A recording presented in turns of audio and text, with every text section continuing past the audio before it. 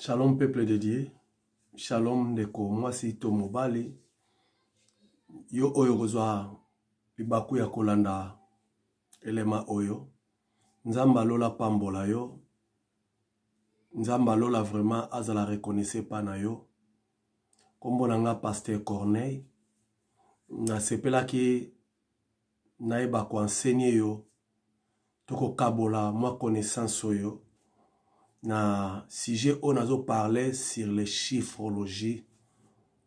Nazo parlé sur les chiffrologies. Chiffrologie est allé tous mona deux mots ezawana eza chiffre na logie. Yango to lingi to parler na moment oyo to kwa kokabola ngona yo. Vraiment merci na ndengo bongisami popesa nga litoi oyo kanina na loba na nzela o etali ba chiffre.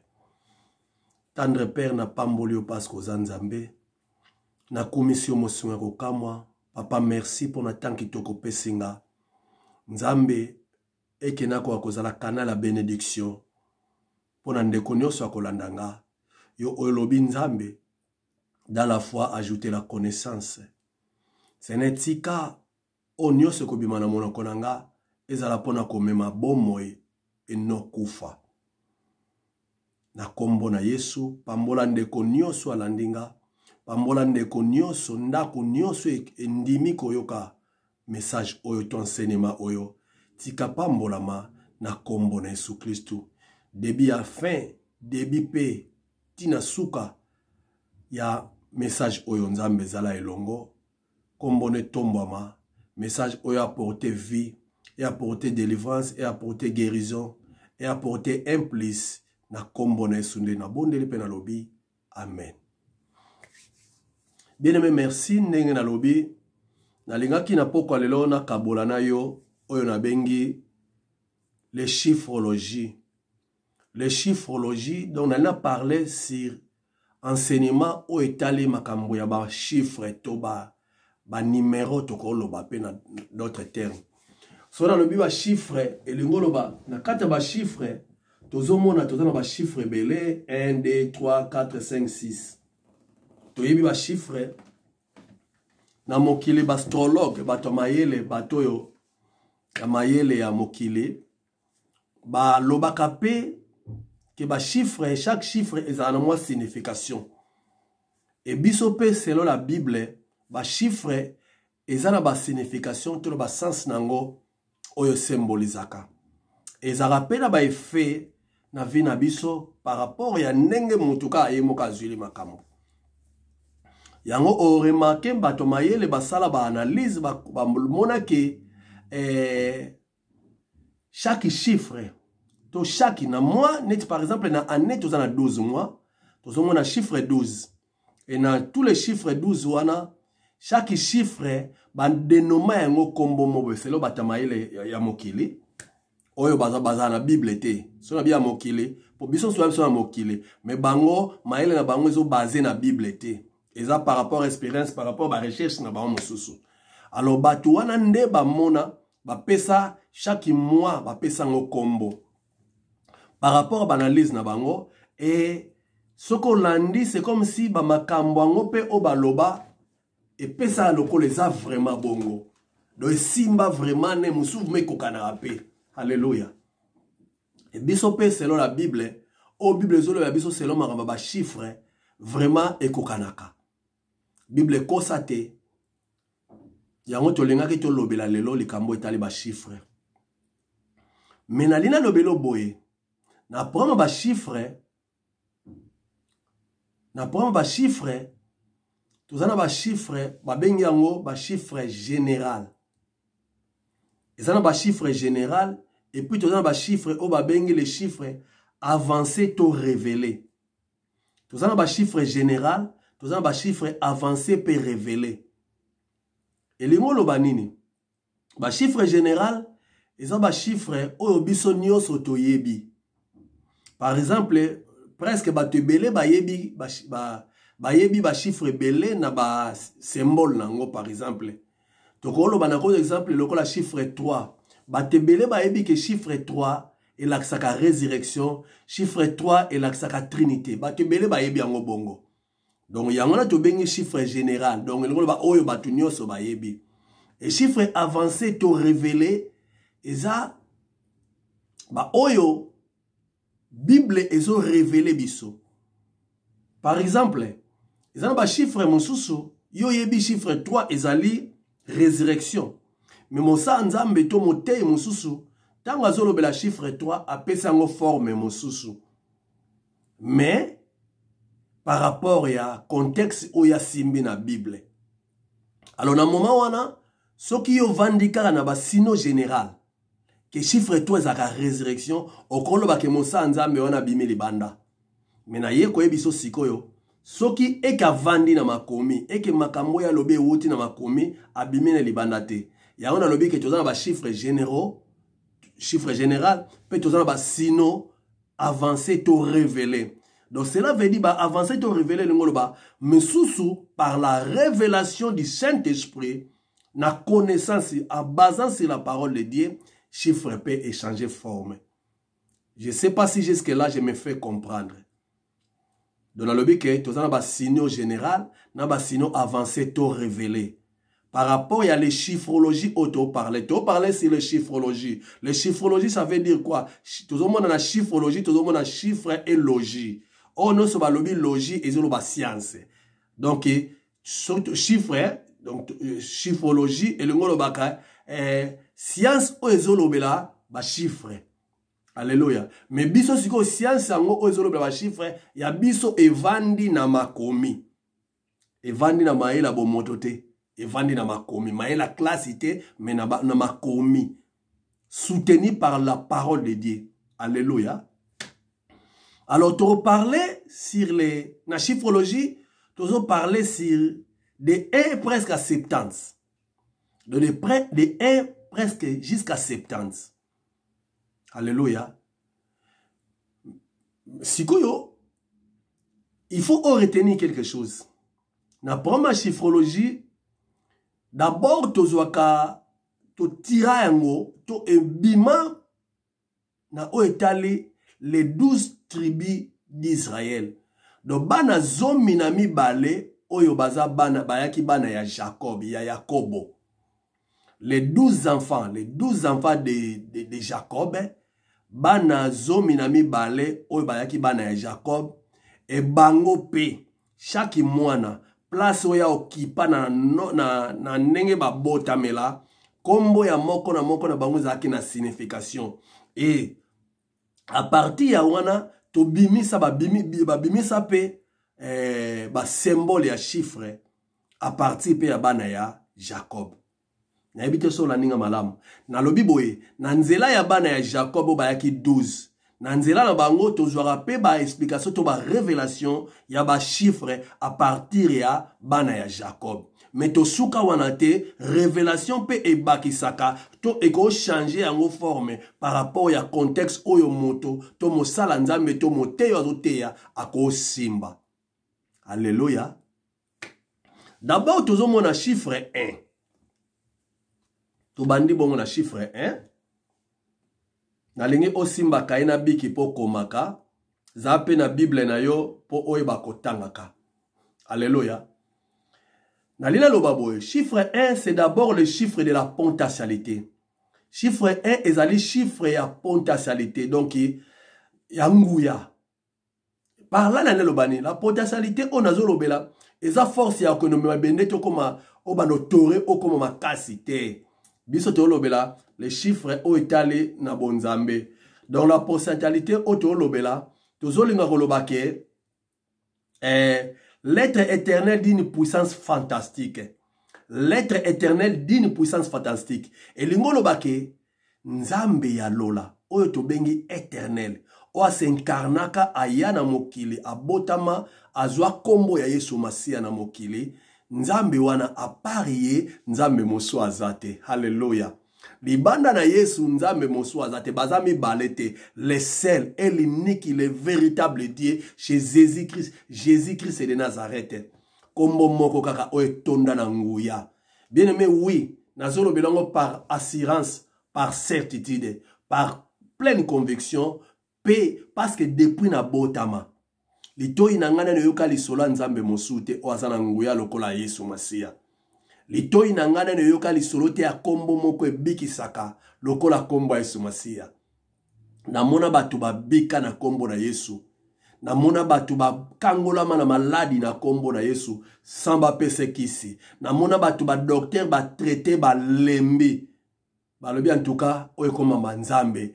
En batu wana prière, batu baya ba bondelaka na kombo ya Yesu, batu wana babika. Et le seul nom qui sauve, c'est le nom de Jésus-Christ. Yango tolobi chiffre 1. C'est le chiffre de la potentialité, ce qui veut dire Jésus-Christ est le tout-puissant. Alléluia. Sikoyo, Zoa Mokanda ya Deutéronome chapitre 6 verset 4.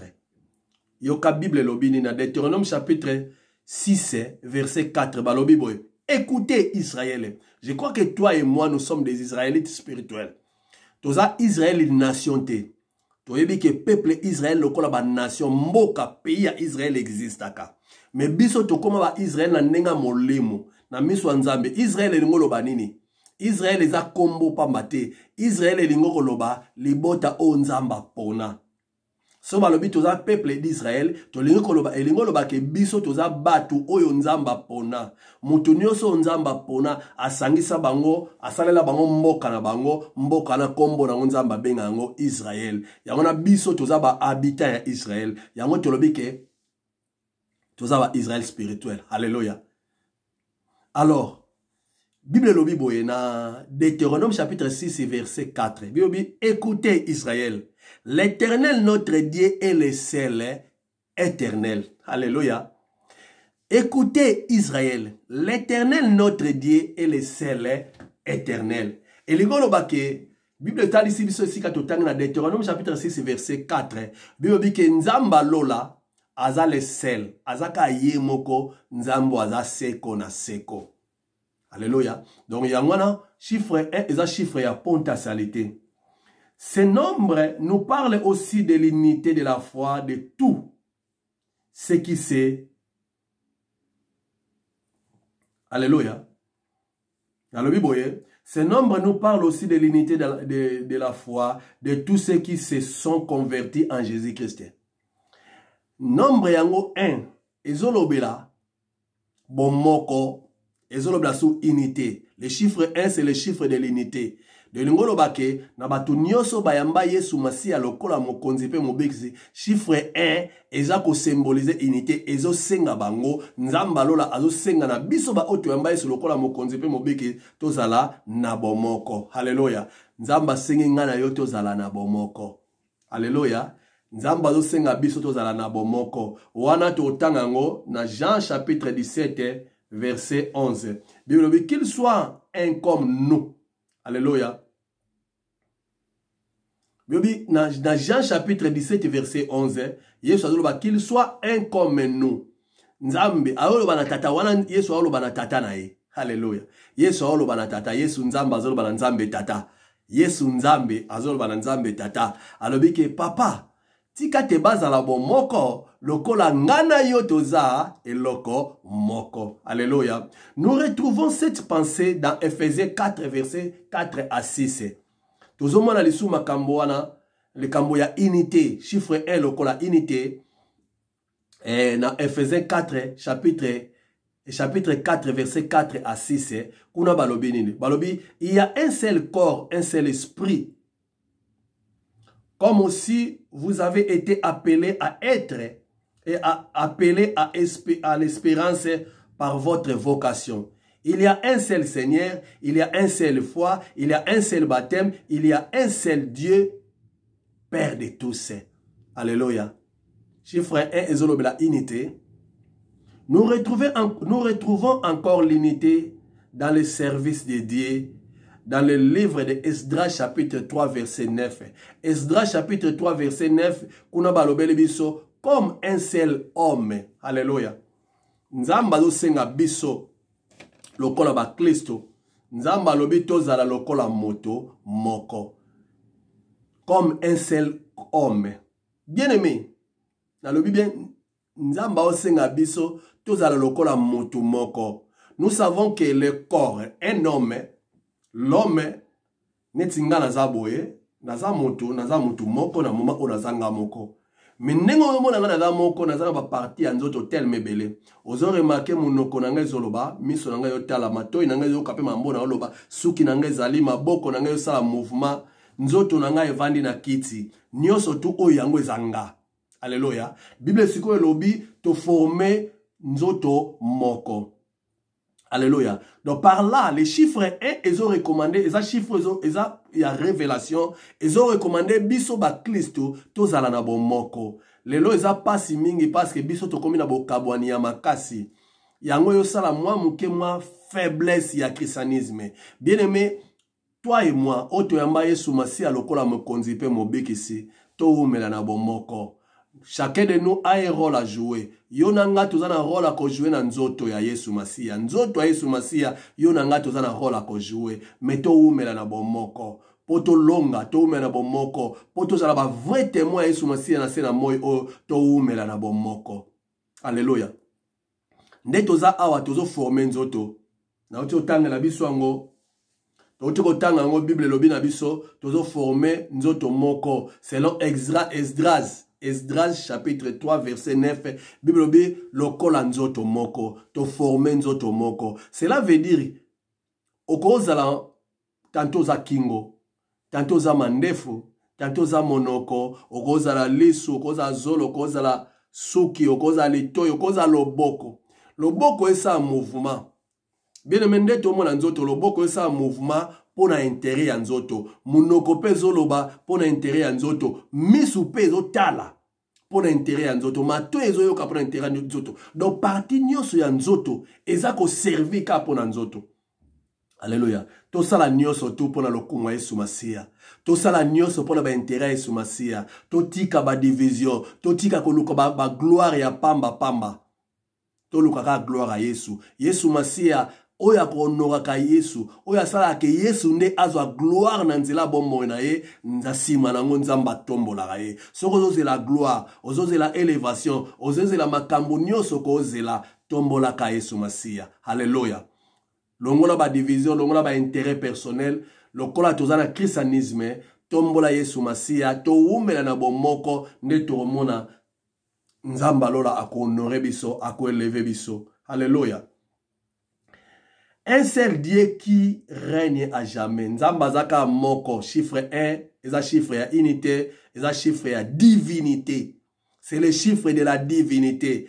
Quand je dis la divinité, ça veut dire que ya bobo nzambe. Donc à part nzambe na biso, à part nzamba lola, eza la nzambe mosusu te. Aza le sel nzambe. Alléluia.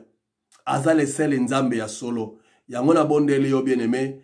Chiffre 1, lokola divinité, ndimela Yesu Masia lokola mokonzi pe mobikisi. Yo ozusi occasion kolanda elema o sona no yamba Yesu Masia te, sona no pesa bomo ino vreba la bosole pa Yesu te. Occasion yango, bien aimé pesa bomo ino na pa Yesu Masia. Aza le sel o ako sauver yo, aza le sel o ako sala ke yo un jour kota lola, aza le sel o ako bongo la makambo, aza le sel o a protéger ka bien, aza le sel o a pambola ka bien, aza le sel o a sala mamamine na bomo na biso. Alléluia. Alléluia. La première des lumières du jour de création. Alléluia. Nalobaki ba chiffre nyoso to tiraka sur révélation nango par rapport ya bana Israël.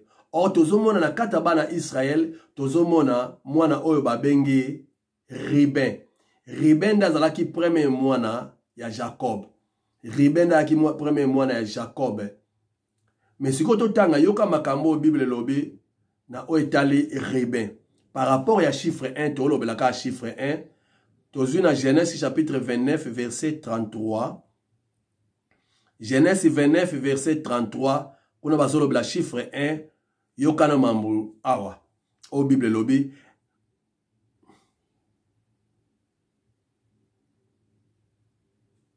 Non, na Genèse chapitre 29 verset 32 plutôt.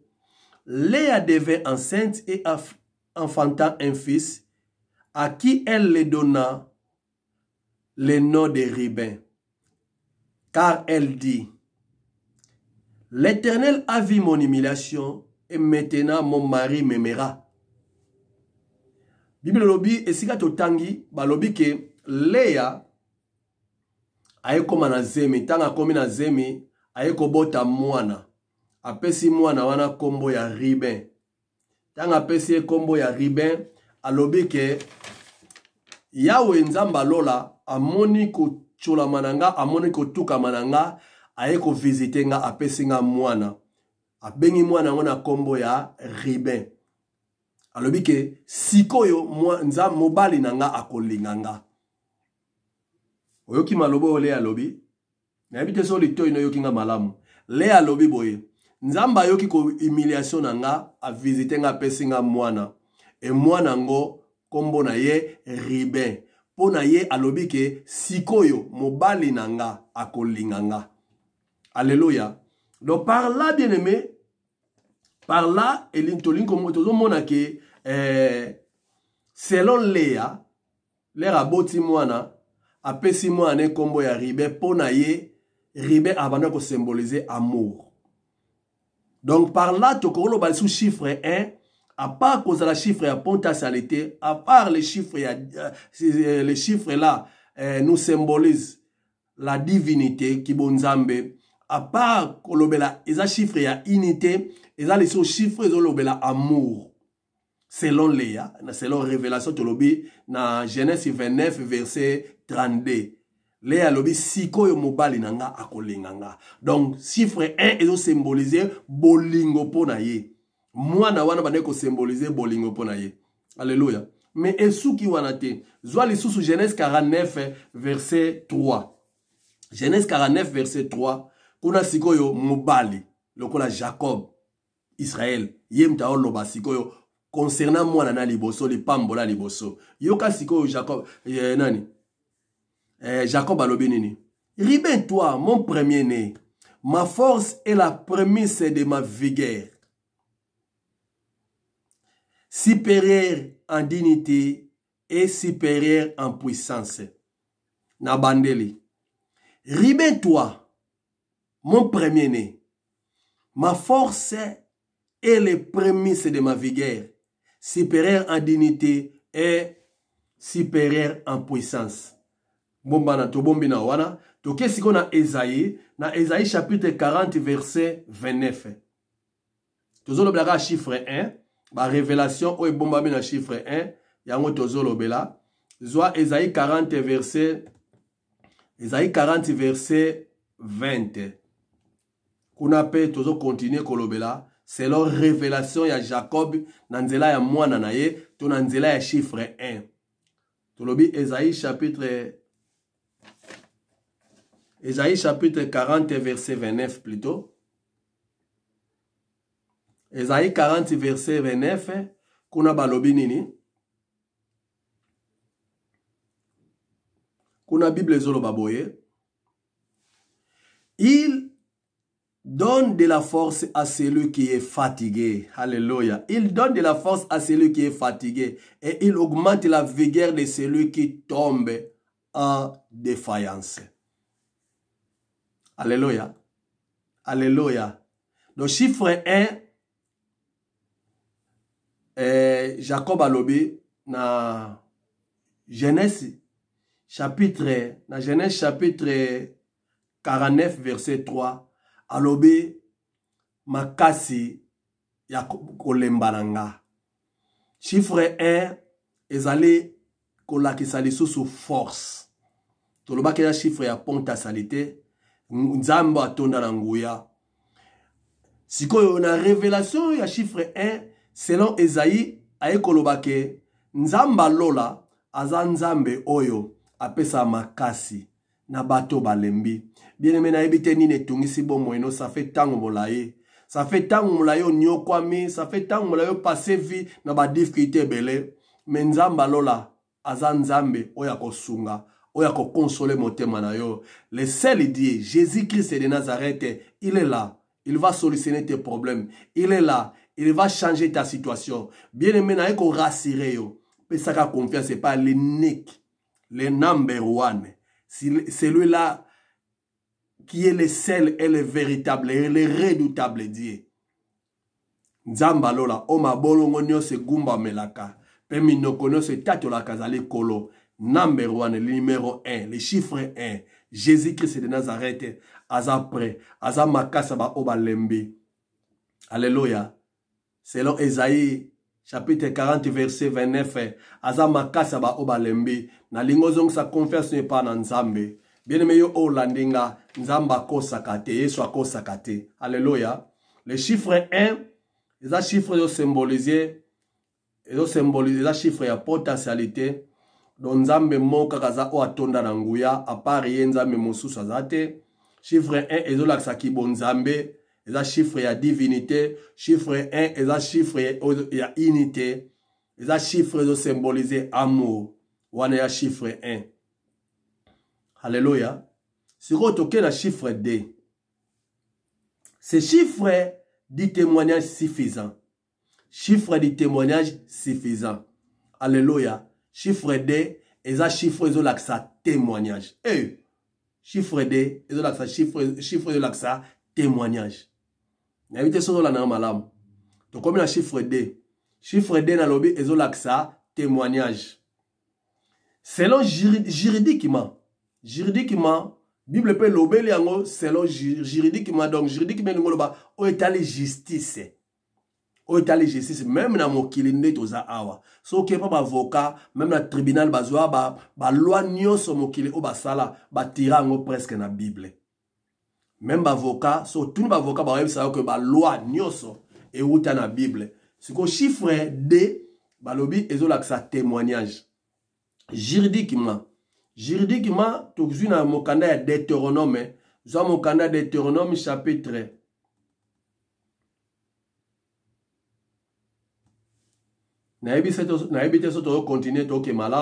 Deutéronome chapitre 17, verset 6. Deutéronome chapitre 17, verset 6. Vous le missez?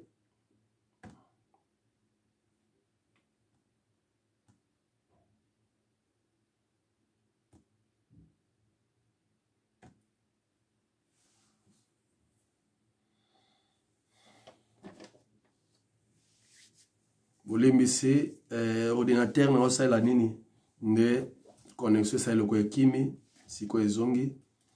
Alors problème te na fungula pe Bible ya papier on a kotanga. Donc le chiffre D, vous allez en patience les enseignements. Deutéronome chapitre 17 verset Deutéronome chapitre 17 verset 6. La chiffre D. Celui qui mérite la mort sera exécuté par la déposition de deux ou trois témoins. Il ne sera pas mis à mort sur la déposition d'un seul témoin. Alléluia. Alléluia. Dans le but de la chiffre D, juridiquement, chiffre D, chiffre D, tu as sa témoignage. Juridiquement, tu as étalé justice. Tu as tiré dans Deutéronome chapitre 17, verset 6.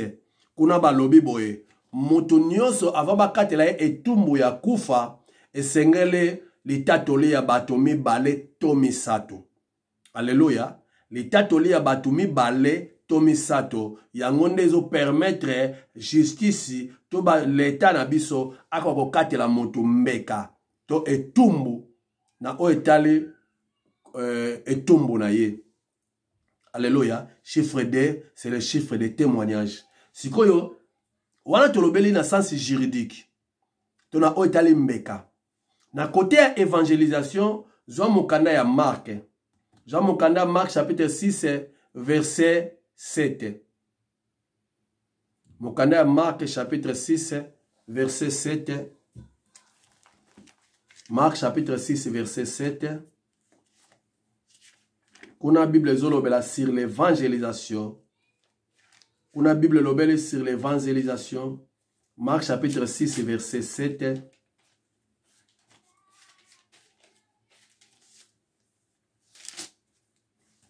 kuna balobi boye. Alors il appela les 12 et il commença à les envoyer des à des, en leur donnant le pouvoir sur les esprits impurs. Alléluia. Balobi abandi sikoko tinda baye kolinaye mibale. Donc témoignage il y a des personnes. Donc pour pas que ne kotato la que Yesu Masia azanzambe, que Yesu Masia aseku ya solo, Yesu Masia azanzambe, aza oyo nzamba bong, azanzambe limbisi, aza envoyé o nzamba tinda ki na mokile. Yesu atinda ki ba apôtre, atindi ba disciple ba kende kosakola sango malamu. Et atinda ki bango mibale, parce que deux personnes sont bazolo bela les mêmes choses. Sont bazolo bela les mêmes causes. Témoignage j'en ai commis vrai. Dans lobby, dans côté juridique, témoignage sengali les tatolés à batumi balé. Dans côté paix à évangélisation, Bible se recommandé témoignage il y a deux personnes. Neto tangi na Marc chapitre 6 verset 7, balobi atinda ki bango mibale. Pona problème ya kilte. Na o etale kilte bison soyebi na Matthieu chapitre 18 verset 20. Nzamba balobi esika mibale to misato basangani pona kombo na ngana za kati na bango. Là où 2 ou 3 personnes sont réunies à mon nom, je suis au milieu d'eux. Donc, on est à la première kilte. Et ça, ça toujours témoignage. Chiffre 2, et ça toujours témoignage. Alléluia. Nous allons continuer. Ce nombre nous parle aussi de l'été. Les deux natures des croyants.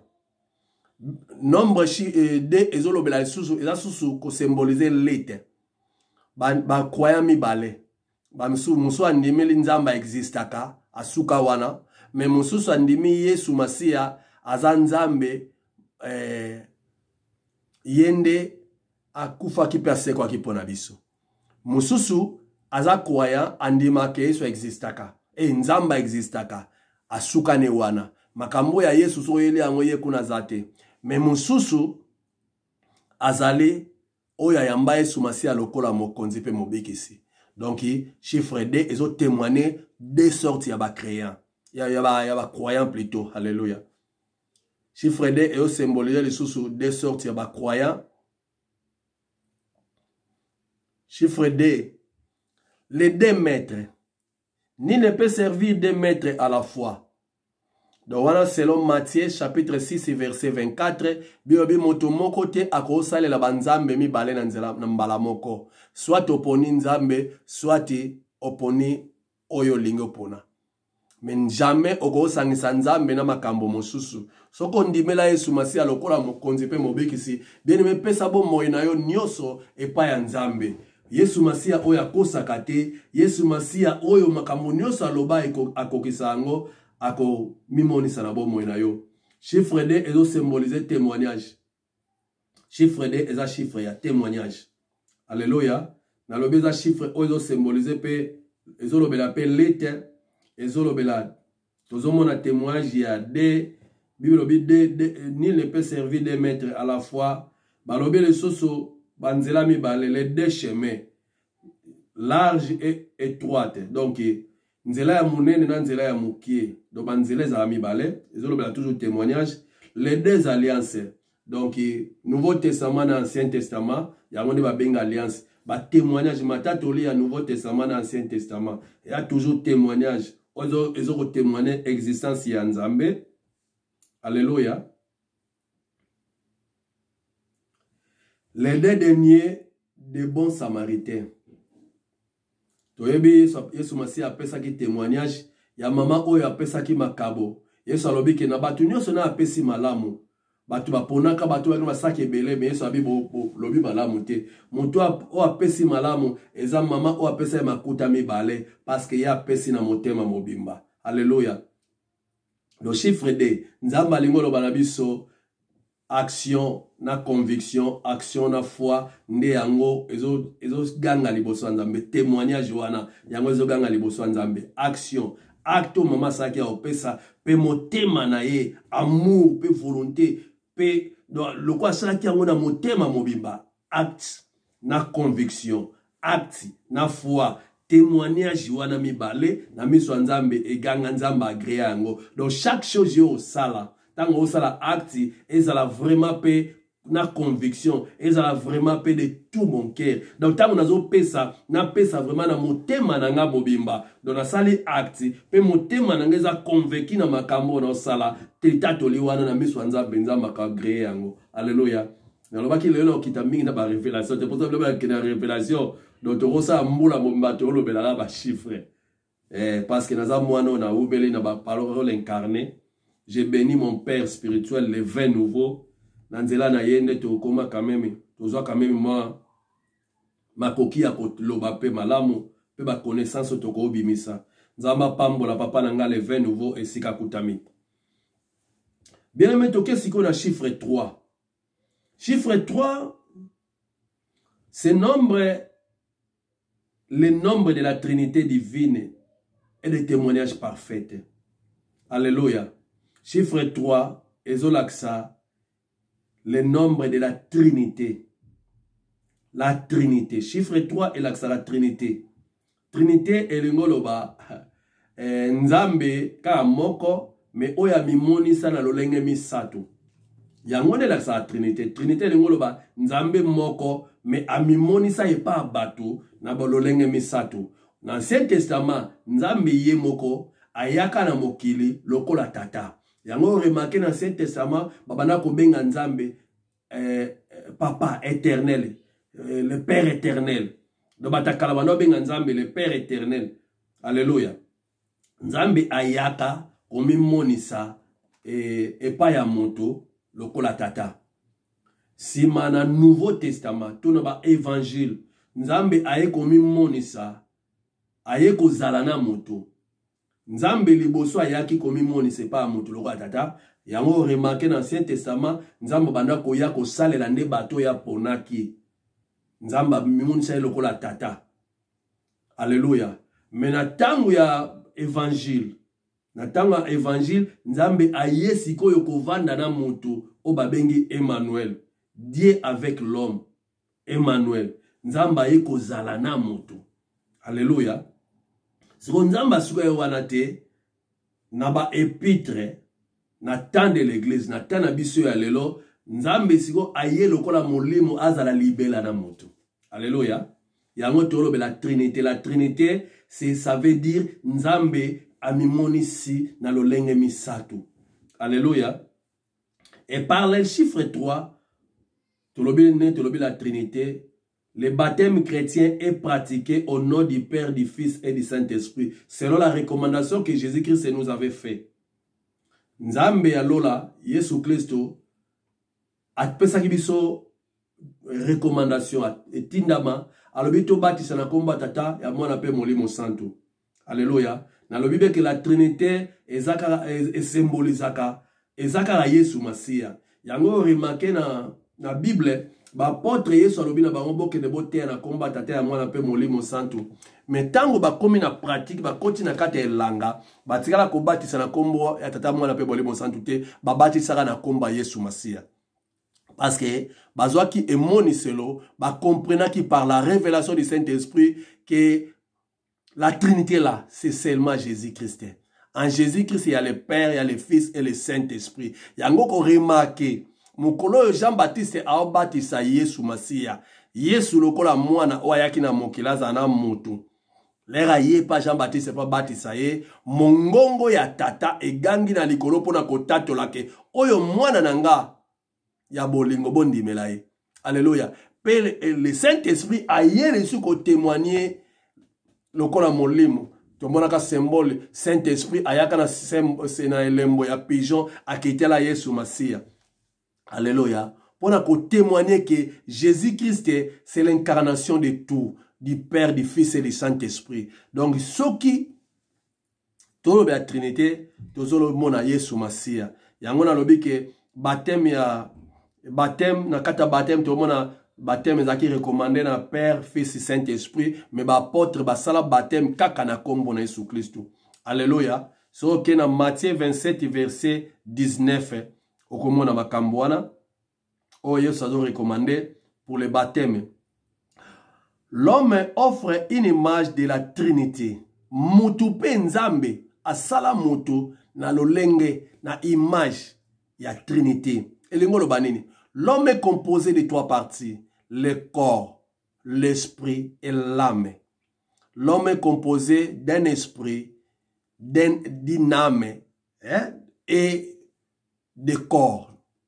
Donc, nazawa, nazana makila, oeza âme nanga, nazana nzoto, oeza na liaka, oyo, ozo mona, pe nazana molimo, elimo nanga, oyo ozo mona te, mais ozo anime ngai. Alléluia. Donc, nezo composé moto. Moto aza composé na image ya Trinité. Donc, moto nzamba sala na image ya Trinité. Alléluia. Donc, voilà,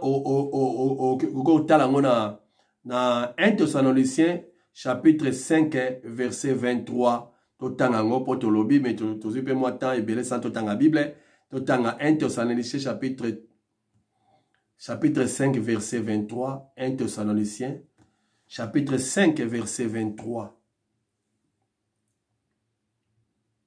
Alléluia. Tozolo la chiffre 3.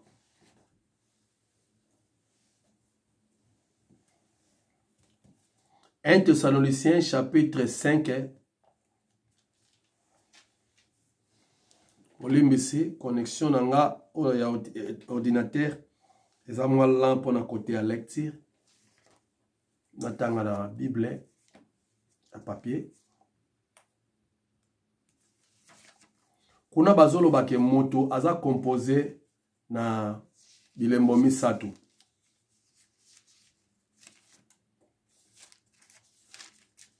1 Thessaloniciens chapitre 6,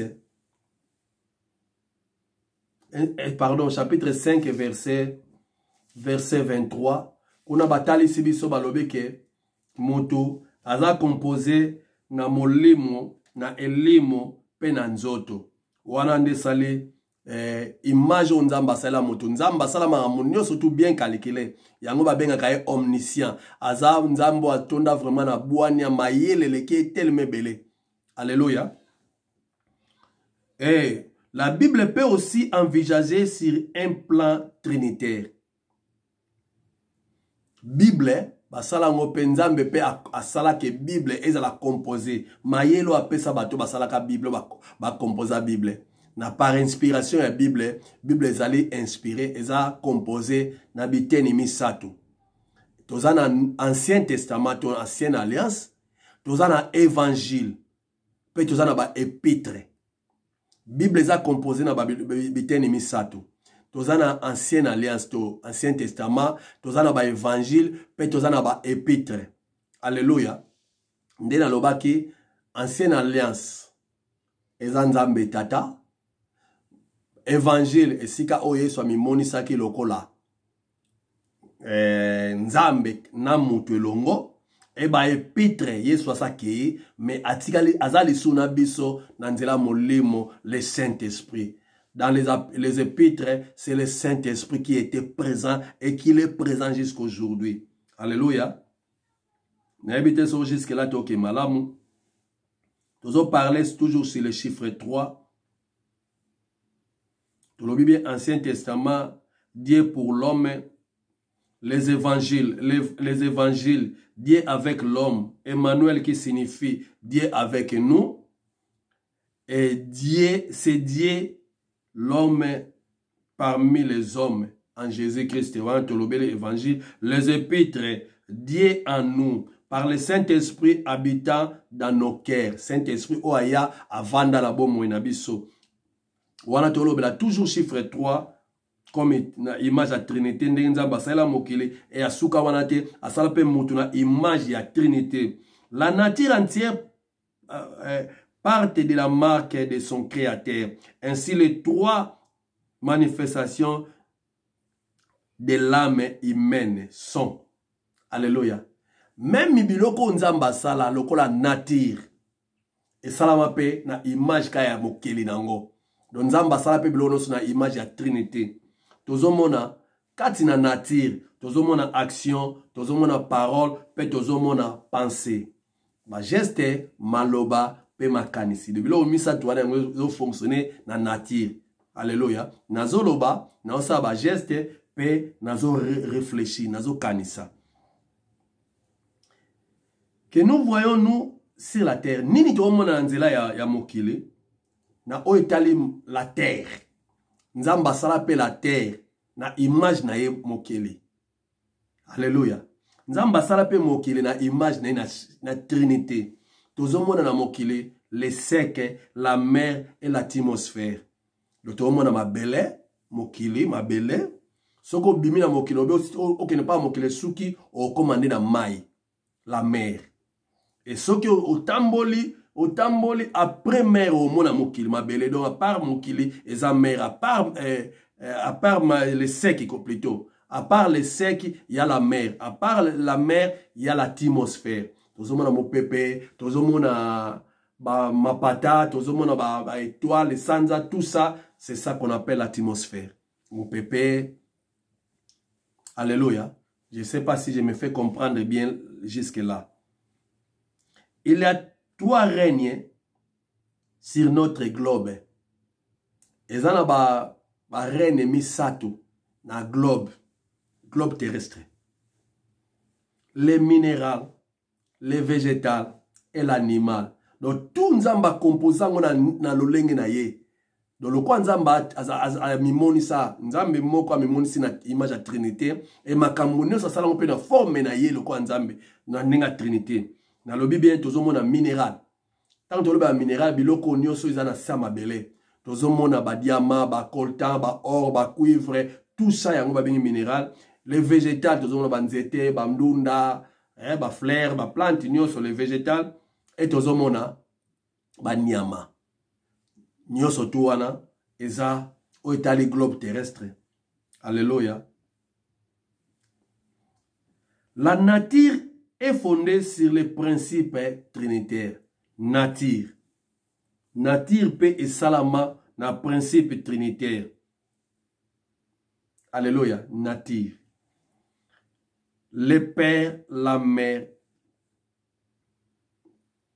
Plutôt, nini. La famille plutôt. Dans la famille. Nzamba sala pe famille na image ya trinité. Famille peut être composée na image ya trinité. Nde tozomona papa. Famille est composée na papa, maman, na bana. Nde yango ba bengi famille. Donc il y a toujours image ya trinité. Papa, maman, na bana. L'ordre humain, selon Dieu, la famille, l'église et l'état. Ordre humain, mokili, ndengeza mokili. Na ordre ya bikela na mokili, toza na famille, toza na église, pe toza na l'état. O remarqué que moto, bako bota ye, soka arate éducation na libota na ye, akoke zwango la msi na église. So na église azu angote, akoke zwango na l'état, dans na classe. Donc moto ako rate éducation na ndaku, na classe, o l'état bongisa, moto à cause d'éducation, à cause d'instruction. Soka rata on kona à cause en église, bisika misato. Alléluia. Yango tolobi, yango sika tolobi que l'ordre humain. Alléluia. N'habite des autres se comprendre bien. Le temps existe comme na o etali temps. Na temps pe ezana image à trinité, tozana passé, tozana présent, tozana pe tozana futur. Na o etali temps, tozana pe na passé, na présent, na futur. Nyonso wana misato ezo composé image à trinité, yango composé temps. La Bible a été écrite par 3 langues. Bible komama na minoko misato. Hébreu, araméen, na grec. Minoko misato oyo ekomama Bible. Na o etali courant. O etali courant, courant pe ezala bilo misato o composa courant. Tozomona chaleur. So tobito kenona nenga révélation na parole incarnée. Ha mokolonza mbape makoki to lobela eloko yo révélation ya courant. Tozomona chaleur, chaleur eza image ya tata. Alléluia. D'où tout est émané. Alléluia. Et si ka nyoso ibande makambo nyoso ibande. Donc on etali courant, tozomona courant eza composé na chaleur. Eza image ya papa, esika nyonso euti créateur et miséricordieux. Tozomona lumière. Na kata courant tozomona lumière. L'image ya Yesu Masiya mwana na Nzambe.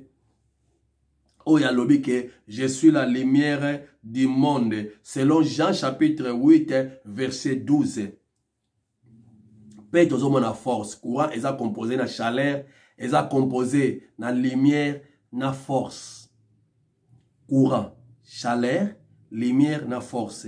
Et la force na lobi chaleur eza image ya tata Nzambe tata esika ma nyonso ezo bandela simbami et lumière Yesu Masiya lobi naza pole o nyonso ayambi Yesu loka mokonzi pe mobikisi vi na ye koma éclairé makambo nyonso na vi na ye en tout cas ata okangi ata do mutu ayamba Yesu loka mokonzi pe mobikisi ata ozwi okangi okitine na se na mai lokola ozaka mutu okoka kuvanda kuna libela te yaza lokwa donc oloko bima toujours et mutu ayamba Yesu loka mokonzi pe mobikisi aza lokwa poso nguba ata okitine na se ya mai lokola oumela kuna tamula ite so tiki yepi wu la msu dia matali liboso na yo. Alléluia. Donc courant est composé de l'homme tout pe. Troisième élément, nabi chaleur, na lobi lumière, na force. Force c'est l'image du Saint-Esprit qui est le Dieu œuvrant dans l'homme. Alléluia. Le Saint-Esprit est allé force. Molimo santo oazo opéré katina mutu, katina église, pe katina baklesto. La parole de Dieu nous parle de 3 accessions au ciel. Bible zolo bela biso pe bato misato ba mata likolo eza Enoke, eza Eli na Yesu Masiya. Alléluia. Wana tolo bela toujours na image ya Trinité. Elle nous montre encore 3 classes de gens. Tozana mokili, tozana ba juif, tozana ba gentil, pe tozana église.